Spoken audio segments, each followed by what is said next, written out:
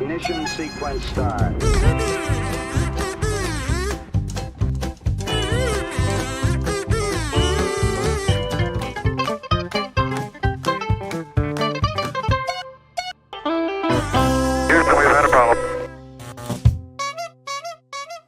Olá, olá para todos vocês que estão nos assistindo.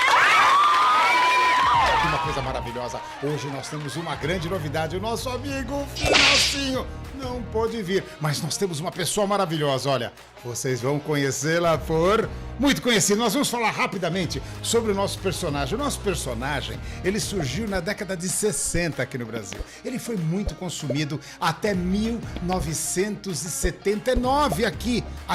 Em 2009, a Coca-Cola comprou a Thaí. É isso mesmo, nós estamos falando com a Thaí. Thaí, dá um close nela, Thaí! Olha só que maravilha. Thaí, eu fiz tudo pra você gostar de mim. Uma música maravilhosa, coloca a música aí na caixa. Mas aí, Thaí, fala alguma coisa para as pessoas que estão nos assistindo. Ele foi o mais consumido, mas agora é a minha vez. Ah, chegou a vez dela. É o Guaraná Thaí, agora com vocês, direto aqui dos estúdios do Finamente, onde a sua mente afina com tudo que há de melhor no mundo da ciência e do conhecimento geral. Olha só, hein, ó, ele tá aqui e mostra pra eles aí, Tayana. Tayana, mais conhecida como Thaí.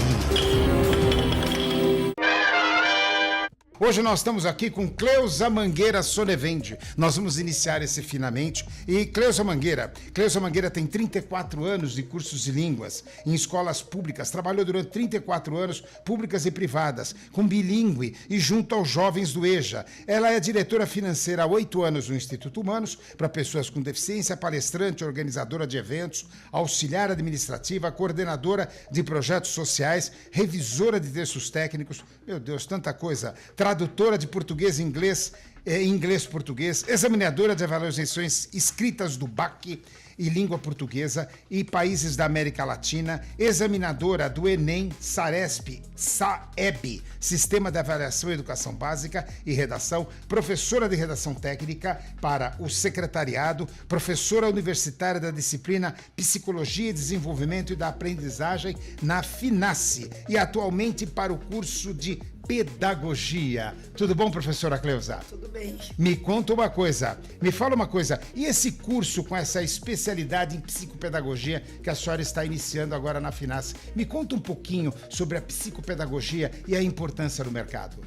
Bom, veja bem, o curso não é de psicopedagogia. O curso é pedagogia, mas é dado uma matéria que se chama Psicologia do Desenvolvimento e da Aprendizagem. Aí é um curso que vai possibilitar, a maior parte, infelizmente ou felizmente, são mulheres, então vai proporcionar a essas alunas o aprendizado da psicologia, que era antigamente psicologia infantil, como trabalhar com as crianças dentro da sala de aula.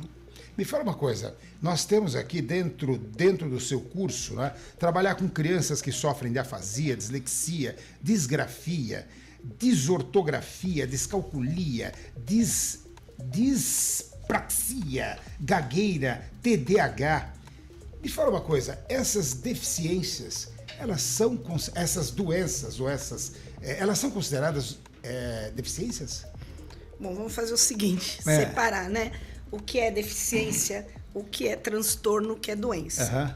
Doença é tudo aquilo que não está de acordo com a normalidade de um corpo. Então, é uma doença. Então, é uma doença, é uma gripe, é uma doença, um problema cardíaco, um problema pulmonar, isso é uma doença. O transtorno, ele já vai estar sendo ligado a algumas coisas que a gente pode considerar que está havendo uma mudança na pessoa. Mas o transtorno, ele não tem cura. Uhum. A doença pode ter cura, o transtorno ele não tem cura. Ele é uma disfunção ou uma alteração no funcionamento. Então, o funcionamento pode ser mental, emocional, comportamental ou físico. Então, aí a gente tem, por exemplo, o TEA, né? Transtorno espectro autista, TDAH, que é outro transtorno, déficit de atenção. É considerado uma deficiência o TDAH? TDAH não é considerado uma deficiência. Também não? É considerado deficiência o autismo ou TEA, mas o TDAH não. Interessante, mas isso tem algum cunho científico ou é apenas porque é uma grande quantidade de pessoas com dislexia, no caso, quase 1/3 da população? Não, mas pera um pouco, dislexia é outra coisa. Ah, sim. Dislexia é uma dificuldade da aprendizagem. E não é considerada uma deficiência? Ela não é considerada uma deficiência. No modo legal que a gente tem, por exemplo, a nossa legislação, ele não tem CID, ele Ela não é tem colocado. CID. Não. Ela não tem um Código Internacional de Doença? Não, dislexia não. A dislexia, o que pode acontecer? Ela não tem cura, mas você pode, através de vários procedimentos pedagógicos, fazer uma melhora. Ele nasceu com dislexia, ele vai ter dislexia até o fim. Você não muda. Mas aquela criança, a partir do momento que um educador perceber que ela tem dislexia, ela vai poder direcionar. Porque é o seguinte, muitas coisas o professor faz como diagnóstico. Mas nem tudo ele pode conduzir. Então, por exemplo, numa dislexia... Ele indica para o médico, então. Sim. Ou uma pessoa que seja especializada naquilo. No caso da dislexia, o que ele pode fazer? Ele vai passar como psicopedagogo. Dependendo se tiver mais alguma coisa além da dislexia, pode estar acompanhada com outros sintomas, aí pode ir para um psicólogo, um psiquiatra, aí depende da situação. Mas a dislexia em si, o que é? É você pegar e fazer aquela criança reconhecer as letras e associar. Uma maçã. O que é uma maçã? É um símbolo. Como é que eu escrevo maçã? Eu tenho de reconhecer o M, o A, o C cedilha, o A. Quer dizer, a criança tem de saber aprender as letras. Então, o que é legal nisso? Massinha, escrever as letras várias vezes, com areia, elementos que você tiver que aquela criança possa construir e tocar. E ela realmente sentir, ela tem de saber o sentido do M e na mente dela tem de ter a simbologia. Maçã, macaco, mato, ela tem de sentir.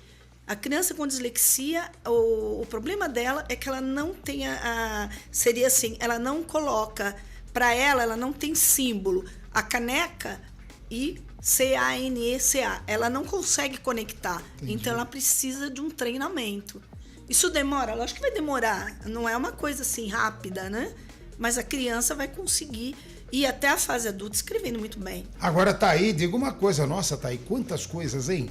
Quantas coisas. Eu fiquei assustado. Afasia, dislexia, disgrafia, desortografia. A pessoa não consegue escrever direito. Como é que funciona isso? Thaí, você tem alguma coisa dessa? Acho que não, né? Olha, eu não tenho, mas é um assunto que eu me aprofundo muito também. E eu tenho uma pergunta, professora. A gente observa que essas nomenclaturas, né, elas já vêm de muito tempo e a percepção das pessoas sobre elas não são tão compreensíveis. O que é deficiência, o que é déficit, o que é transtorno. Como que a gente trabalha isso até para esse público que os pais, os cuidadores, os tutores e até as próprias crianças, que não os profissionais nessa compreensão? Tem uma nova abordagem hoje em dia? Bom, olha, primeiro assim, a legislação ela é muito clara assim. Vamos ajudar a todas aquelas crianças que tenham qualquer tipo de transtorno, principalmente na área educacional. Aí a educação diz o seguinte: vamos dar acompanhamento para essa criança, vamos colocar num período de contraturno uma sala especial, né? AE, um atendimento especializado, e vamos colocar um profissional naquele período contrário para isso. E a criança, pela legislação, ela tem de ficar numa escola que tenha alunos no regular. Ela vai participar no regular porque é uma maneira dela estar se interagindo com os outros. E no contrafluxo ela iria ter essas aulas especiais, entre aspas. Até pela educação inclusiva, né? Pela inclusão, pela socialização dessa criança. É isso, só que tem aquela coisa. No Brasil a gente consegue isso 100%. Era isso que eu ia falar, professora. São as famosas salas multifuncionais, né? Agora me responda uma coisa, há um déficit muito grande de salas multifuncionais, não só no Estado, como também nas escolas particulares, também com equipamentos que devem fazer parte dessas salas. Fala um pouquinho sobre isso. Bom, essas salas teriam-se um custo médio, com todos os materiais que se considera adequado, e isso pensando no que o governo, né, coloca, teria um custo mais ou menos de uns 35 mil. Uma escola particular, dificilmente ela colocaria uma sala dessa disponível Não só pelo valor, mas porque ela tem uma minoria de crianças com esses déficits que precisaria dessa escola, desse tipo de tratamento diferenciado. E a outra coisa é o seguinte, a gente nem sempre tem profissionais qualificados no Brasil todo. Sim. Então você tem, assim, no Brasil, em termos de professores, a gente tem o quê? 94,5% mais ou menos de professores da rede privada, particular, estadual e da prefeitura. Você tem um índice muito grande de pessoas não qualificadas para estar ali. Daí vem a importância, inclusive, né, de profissionais como você nessa nova formação, né? Exato. E falando nisso, me fala como é que está sendo a experiência com essas jovens professoras que estão fazendo o curso especificamente aqui na FINASSE. Bom, agora está no início, né? Mas eu acho muito gostoso você dar aula para pessoas que queiram aprender. E a outra coisa é o seguinte, são pessoas voltadas para um público diferenciado, é uma nova maneira de você enxergar, né, essas crianças. Você não tem mais aquela criança bonitinha, que vai ficar quietinha, que tem uma alta disciplina. Esquece tudo isso. Você tem 15, 20, 30, 40 crianças que o profissional ele tem de estar olhando tudo, observando tudo e sendo uma pessoa que tem um pensamento muito forte, principalmente com a parte psicológica. E cada criança que vem, você tem um pai, uma mãe, outros pais, outras mães, outros padrastos, madrastas. Você tem famílias e famílias englobadas naquela criança. É que o importante é estar observando aquela criança, principalmente quando ela está com seus 5 anos até os 8, porque há algumas manifestações. E aí você consegue pegar e ter um diagnóstico o mais adequado possível, mas pelo menos o professor fazer indicação. Porque o diagnóstico quem vai dar é um psicopedagogo, dependendo da situação é um neurologista, um psiquiatra, né? E outra coisa, dependendo da situação, é que essa criança vai ter de tomar medicamento. Então o professor, no caso da Ritalina, no TDAH, etc. Sim, no caso da Ritalina, quando a pessoa percebe que a criança ela é a famosa elétrica, né? Então ela é terrivelmente elétrica. Não tem concentração, é inteligentíssima. Geralmente eles são inteligentes. Mas para o professor que está na sala, se ele estiver numa sala convencional, ele vai ficar apavorado com aquela criança. E não é assim. Ela tem de observar e passar para outro profissional para que ele faça esse acompanhamento. O remédio também não é dado uma quantidade absurda. E a Ritalina e outros medicamentos, que a Ritalina é mais conhecida, não pode ser algo em exagero, porque senão você pega uma criança que vai dormir na sala de aula.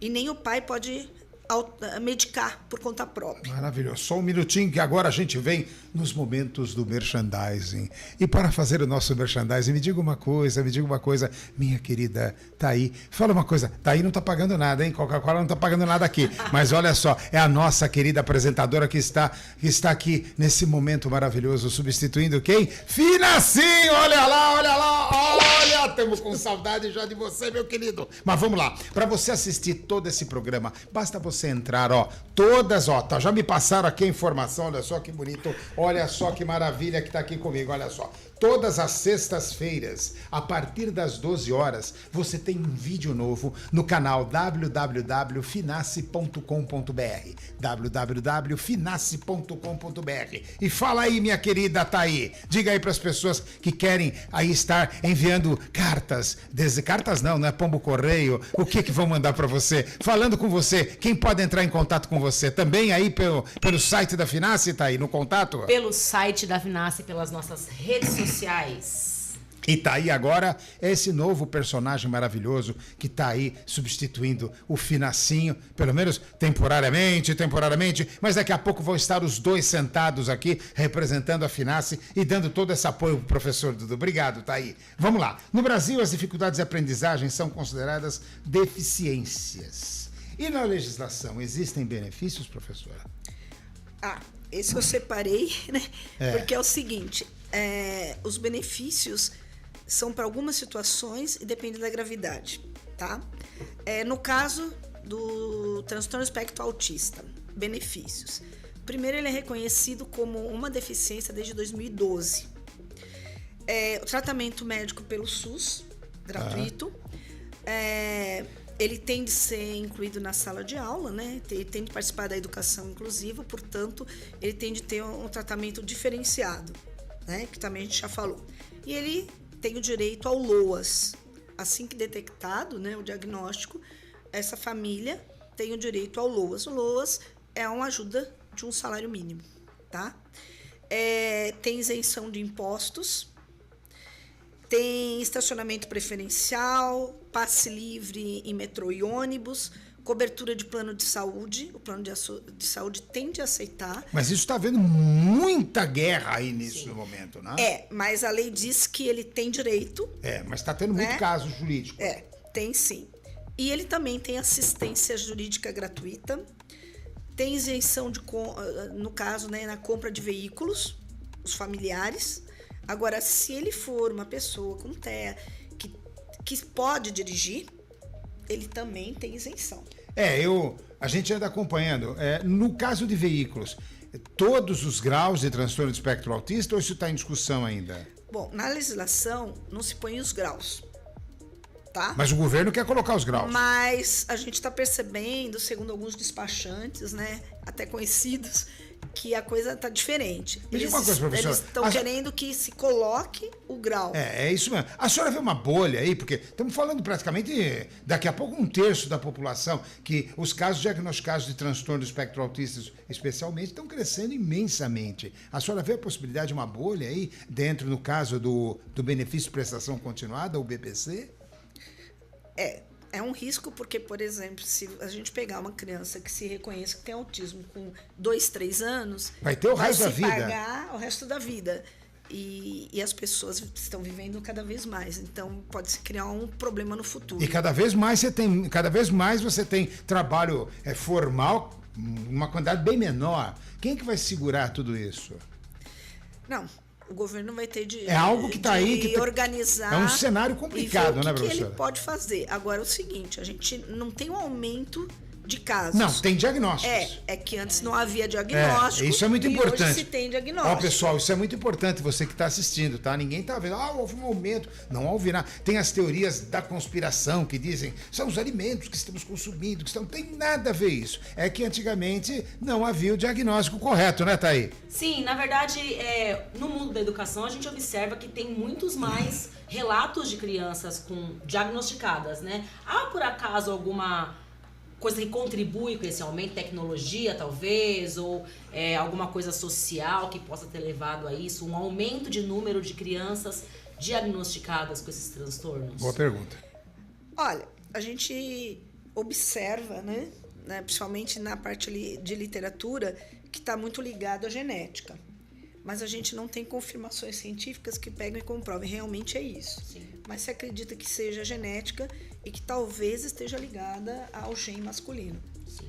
Principalmente pessoas, né, do sexo masculino que tenham crianças assim com idade acima de 50 anos. Mas não é algo assim, ó, é certo, tá correto, tá lá, é verdade? Não, ainda não. E há também alguns relatos de pessoas adultas, né? Também. Alguns, por exemplo, pessoas famosas que eu tenho visto, que já grandes, já adultos, formados, com família, enfim, que foram diagnosticados com essa... E que tiveram comportamento, sofreram praticamente durante a vida toda. Sem se identificar. A gente tem um problema sério na educação, que é o seguinte, quando o professor falou da dislexia, em mais de 30 anos aí de magistério, quantas crianças não passaram por todas as redes e no Brasil nós nem sabíamos da existência dessa dificuldade de aprendizagem. A senhora mesmo, no início da sua carreira. Né? Eram reprovadas. A senhora mesmo, né? Como eu falei, no início da sua carreira eram reprovadas. Nós não sabíamos nem o que era isso. Ele via espelhado, a criança não prestava atenção em nada. Não, exatamente. As pessoas consideravam essas crianças como distraídas, sem atenção. Indisciplinadas, exato. Então, assim, isso não é só no Brasil, vários países aconteceu isso. Só que eu digo o seguinte, aqui no nosso país, até a psicopedagogia, ela ainda tá correndo um risco porque ela ainda não, ela existe, mas ela não é reconhecida. Então ela tá entre a educação e a saúde. Ela não tem assim uma posição real. O reconhecimento dela está sendo muito difícil. E é uma ciência que está dentro da pedagogia e dentro da psicologia. Ó, que interessante. Estamos falando com a psicopedagoga Cleusa Mangueira. A senhora vem de professora também e agora do curso de pedagogia aqui da FINASSE, né? Eu já perguntei, olha, ser professor hoje não é fácil, hein, professora? Porque tem uma variedade enorme, tem que ter um conhecimento de diagnósticos, conhecimento para encaminhamento médico, etc. Ou seja, hoje está se tornando científica a coisa, né? Sim, sim. É que as pessoas são cada vez mais diferentes. Mais diversas, Você né? tem uma tecnologia aí que muitas vezes uma mãe, né, vai lá, vou dar uma olhadinha lá na internet, vou lá, e ela começa a fazer autodiagnósticos, coisas do tipo, e não é por aí. O que a senhora recomenda para as mães? Isso é importante para as mães. Aí você que está em casa, de repente começa a perceber um comportamento não tão convencional. O que é que a senhora recomenda? Olha, a primeira coisa, quem tem mais do que um filho, jamais comparar. Cada criança é uma criança. Toda criança é diferente. E todo desenvolvimento de uma criança é diferente do outro. Tá? Tanto como mãe, quanto como professor. Elas são diferentes. Cada uma tem o seu ritmo. Tá? Só que o que acontece? A gente percebe, por exemplo, exclusivamente nas crianças com TEA, há comportamentos muito semelhantes. Então, elas se afastam do grupo, elas não se socializam com facilidade, são crianças organizadas em alguns aspectos, em outros não. Às vezes, elas são extremamente conhecedoras de assuntos que ninguém se interessa, mas que é o universo dela, né? Então, ela tem aquele autoconhecimento. Então, tem uma criança lá que é louca por dinossauros. Então, tudo que você falar com ela sobre dinossauro, ela sabe de tudo. A outra sobre futebol. E assim vai se diversificando. Que é o hiperfoco. Então, cada criança pode fazer isso. Mas, por exemplo, pode ser uma criança que não tem a TEA e tem um conhecimento específico em algo. Então, pode se confundir. E como também a gente não pode exigir... Ou gosto, né? Ela gosta simplesmente daquilo. Você não pode exigir que toda criança seja falante. Ou que toda criança goste de ficar com todas as crianças. Senão eu fico limitando o meu universo. Né? E outra, a gente tem crianças tímidas. Não necessariamente a timidez quer dizer que ela tem TEA. Isso era uma pergunta que eu queria fazer, inclusive, professora. Talvez, assim, existe muito aquele negócio. O meu filho, ele é menos comunicativo, ele não tem tantos amiguinhos, ele já tem algum problema. Né? A gente percebe que talvez muitas pessoas rotulam as crianças. Como que é isso? Não, elas rotulam mesmo. Elas rotulam, não tem como. O ser humano faz isso, ele rotula e, infelizmente, a gente tem de, lá de pequeno, já iniciar a respeitar o outro. E um trabalho com os pais também, né? Sim, o pai também. Porque o pai tem uma dificuldade de aceitar quando ele tem qualquer diagnóstico, de qualquer tipo de transtorno. E assim, tanto os transtornos quanto as dificuldades de aprendizagem, nenhuma tem cura. E eu imagino que isso seja hoje uma temática bem explorada dentro das reuniões dos responsáveis. Exato. Né? Elas não têm cura. O que a gente tem é o quê? Melhorar. Só isso. Ela melhora, ela vai através de ou físio, dependendo da situação, fisioterapia, psicólogo, psiquiatra, neuro. Todo esse universo trabalhando em conjunto vai assim, ajudar aquela criança ou aquele adolescente, se for, né, se souber mais tarde, a ter assim, a possibilidade de fazer tudo sem ficar dependendo. Mas autonomia, né? Autonomia, o importante de vida. O importante está aí é que aqui na FINASSE, as pessoas que fizerem os cursos, aí que é, no caso de pedagogia, já saem com essa formação, com esse comprometimento, com essa análise, podendo dar, eu diria, uma melhor qualidade de vida para esses pais, indicando, ou seja, aqueles professores com consciência, aqueles professores que vão cobrar a administração da escola por uma sala multifuncional melhor, com equipamentos, etc., para poder integrar essas crianças à sociedade também, né? Uma habilidade muito procurada no mercado. Não são todos os professores. Vocês aí, momento merchan de novo. Vocês aí, venham visitar. Primeiro entre no site www.finace.com.br. Todas as sextas-feiras, um novo Finamente para você afinar a sua mente em todo o conhecimento de ciência e conhecimento geral que você precisa. E também estão convidados para conhecer o campus da Finace. Você vai adorar. Tá aí, mais alguma coisa, tá aí? Não, professora, eu acho que eu gostaria de fazer um adendo. Eu tenho formação em pedagogia e eu acho que essa abordagem que eu não tive lá atrás é muito rica. É muito rica. Acho que esses novos olhares, né, para a educação, para essas crianças, e não são todos os locais que a gente encontra a possibilidade de ter uma abordagem diferenciada. Então, parabéns pelo seu trabalho, parabéns aí pela sua trajetória, pelo seu estudo, e é isso. E agora, professor, aquele momento maravilhoso, o momento do sonho tá aí. Sonho. Agora o Finacinho, o Finacinho comia todos os sonhos dos bastidores. Ainda bem que eu sou bela. É, bela, e me parece também que não come todos os sonhos. Então vai sobrar mais pro Duda!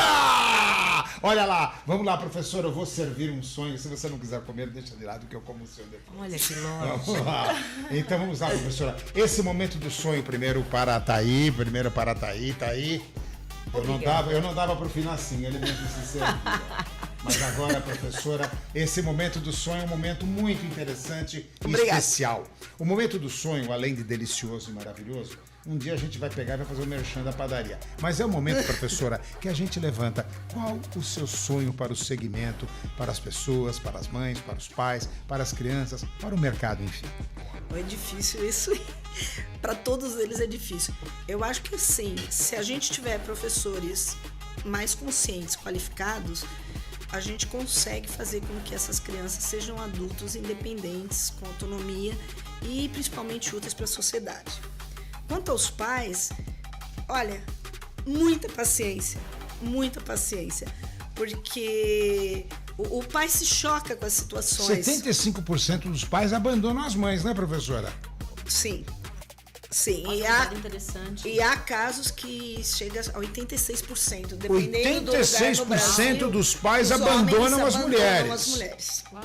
Entendeu, gente? Olha aí, hein? Por isso como a pode? importância também do trabalho com os pais, né? Exatamente, a escola conscientização. inclusiva também para a família. Sim.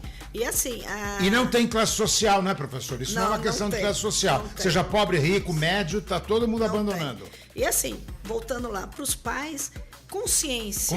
Consciência, porque são os filhos deles, né? E esse pai, ele tem de perceber que é uma vida que tem ali na mão dele, que é uma vida diferente. É diferente. Ela é diferenciada. Agora, vou tirando aí de um filme legal que eu passei para as minhas alunas, toda criança é especial. Toda criança é especial. Toda criança é especial. E não usar o especial de modo inadequado, que hoje não se usa mais, tá? Criança com deficiência. Eu já contesto educação especial. Sim. Que eu acho que a educação especial também não estaria correta. Mas na nossa legislação é educação especial. Nossa, falamos aqui com a professora Cleusa Mangueira Sonevende, psicopedagoga, professora de inglês, professora de português e agora que está dando curso aqui de pedagogia na Finace. Tá aí, mais alguma palavrinha, tá aí? Estamos encerrando o momento final. Agradecer e parabéns pelo seu trabalho. Primeiro programa com a Thaí. Eu fiz tudo pra você gostar de mim. E você gosta ou não gosta? Gosta. Muito. Professora, muito obrigado. E você, até a próxima semana com mais um quê? Finamente com o professor Duda e aqui a Thaí e os maravilhosos convidados que passam por aqui. Um beijão no coração e até a próxima semana com um Finamente.